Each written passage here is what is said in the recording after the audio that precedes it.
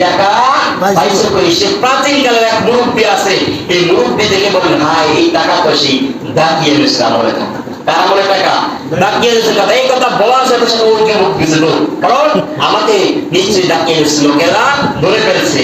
ওই লোকরা তার পিছনে দৌড়ে যায়, ওই লোকটাকে ধরছে, ধরার পর বলতেছে তুমি দৌড়াচ্ছ কেন? তখন ওই লোকটা সব বিস্তারিত বর্ণনা সব বলছে, বা দাকিয়ে নিচ্ছে আমল তো এখন নাই, সেই কত বছর আগে দাকিয়ে নিয়ে চলে গেছে।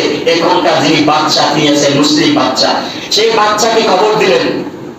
বাচ্চাকে খবর দেওয়ার পর এই বাচ্চাকে সব ঘটনা বিস্তারিত বলছে।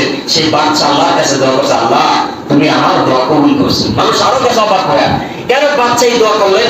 বা এক সময় মানুষ ছিল, কিন্তু ওই সময় মানুষ পরকাল বিশ্বাস করতো না। কি বিশ্বাস করতো না? পরকাল বিশ্বাস করতো না। আল্লাহ আমি আপনাকে দোয়া করেছি, এরকম একটা পরীক্ষা দিও, এরকম একটা মানুষকে একটা নজরা দেখাও যে